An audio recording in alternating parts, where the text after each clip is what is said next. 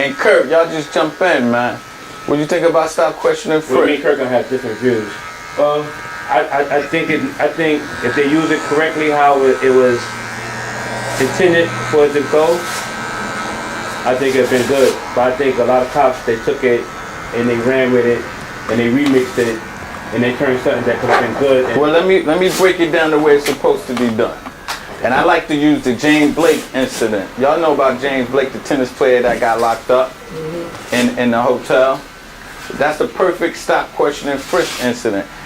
If somebody ran up to you and said, hey, that person robbed me, there's an expectation. You want the cops to go stop, question that guy, and or frisk him if they think he got a weapon, not tackle a guy. Take the tackle out.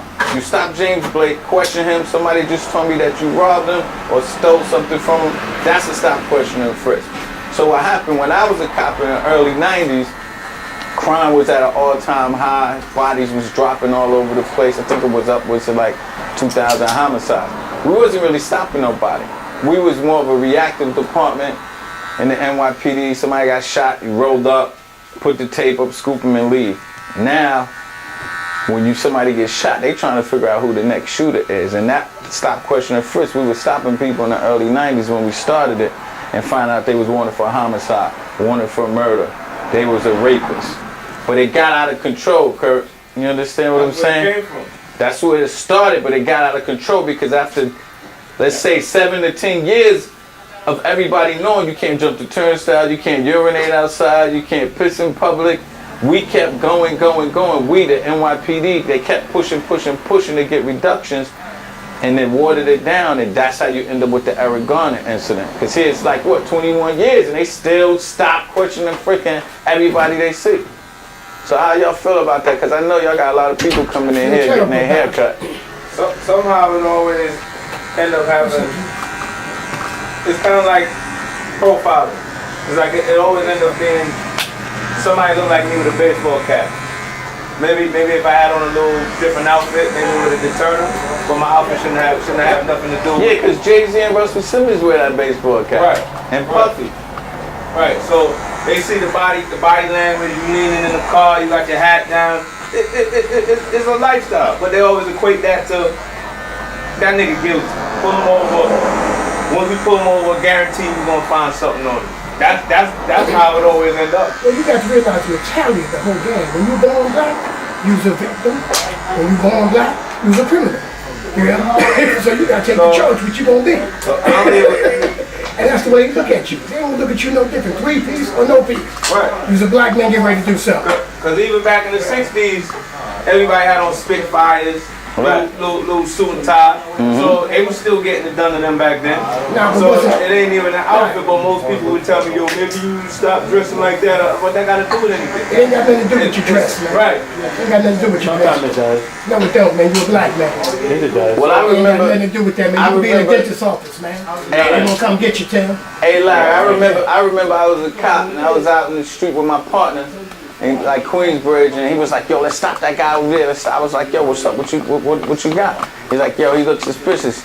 So what he had on, and my partner was white, I wore the same thing, that exact same thing that guy had on. And I was like, did you see me come to work today? I had on the same thing he had on. Right, before you switch the uniform. Yeah, before I switched up. You know, I had my pants sagging, Yankee hat to the back.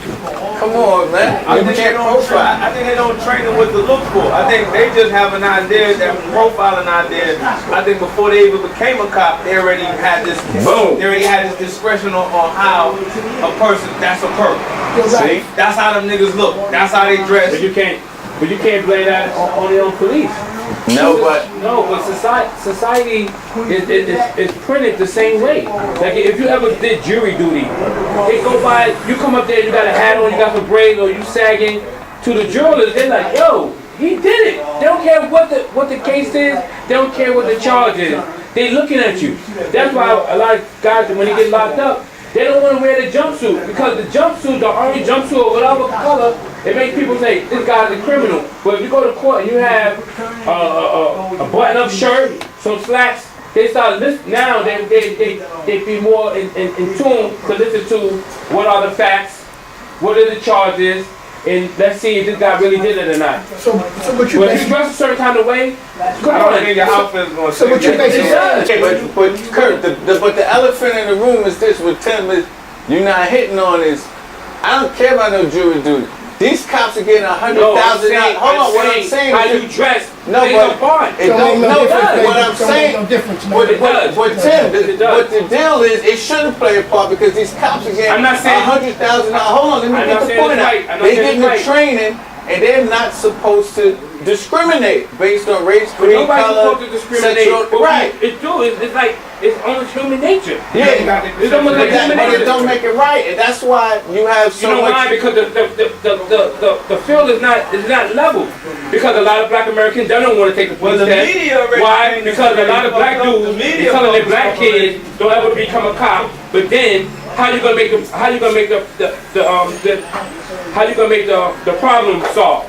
Tell. How you gonna be problem if more people get in tune, if more people get involved by taking these tests, sanitation, transit, police, fire. Yeah, but, It plays a big part. Now listen, the bottom line is this. Like Kurt just said something, America, I want you to hear. What Kurt just made a valid point. It's like me, I don't eat pork or red meat. You can't train me to eat pork or red meat. It don't matter how good you make it sound, I'm not eating it.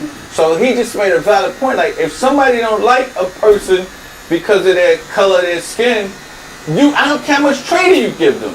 They're not changing. They're gonna go get the training, $100,000 worth of training. Okay. But when they get to those streets, Okay. they don't like black people, all that training, guess what? Out the window. And that's leverage. And how do we even the odds? How you even the odds is this. I got the answer. It's so simple, and y'all ain't even I have know. to pay me for it. Read your book, and then we got. Now forget about the book for once a cop, but we can plug that. But the answer to it is you gotta start locking these cops up and find when they see when I was a cop, so I know what it is. In '93, when Bratton locked all those cops up in the Dirty 30 up in Washington Heights and walked them out, it reverberated through the department so crazy. Everybody was like, "Oh shit, this dude ain't playing." So you got it. That's the only way you change the mentality. It's just when people got to figure out how to pay their mortgage at the end of the month. Trust me, that's how you change your attitude. But if you keep pacifying them, a cop beats somebody up on video. We see it. Eric Garner. Look at the Eric Garner thing. Here, this guy. It's been over 18 months. He still ain't even getting no department charges.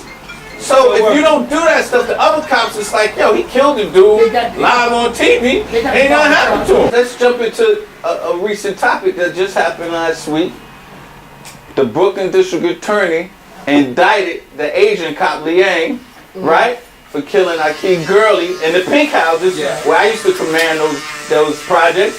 And now last week he just came out with a letter asking the judge not to give him no time in jail. Put him on house arrest. Why? Put him on house arrest and 5 years probation for manslaughter. He was convicted for manslaughter. That's Right. Which is That's even, the verbiage is manslaughter, but he's dead. Yeah. So now, to me, I'm looking at this as a 21-year veteran of policing, and I'm saying, wow, now the test case in Brooklyn is if you mistakenly kill somebody, you should only get house arrest. which sets precedent. That's the precedent now. So we gotta see. Now how many brothers and sisters you think in Brooklyn got locked up for manslaughter and got house arrest? Manslaughter? How many Manslaughter. got to steal something out of the store? Ain't got 90 days. I had Kurt, come on, what's up with that? Am I right even there? crazy. Manslaughter? I had a kid that was getting robbed.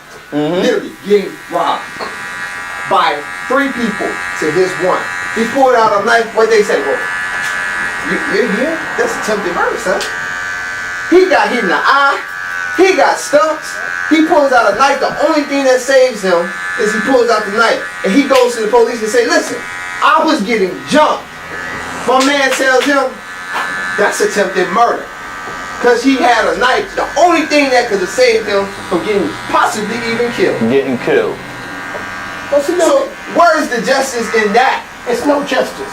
It's no justice. Only justice is white justice. No, no, There ain't no black justice. He got a legal aid lawyer, When is- and legal aid lawyer getting paid Yo, by right. the prosecutor. Yeah. When it's us against them, it's manslaughter. When it's us against us, murder. Wait, but they're not even gonna keep you. It's kill They're not two gonna keep birds. you in life. Kill 2 birds with 1 stone.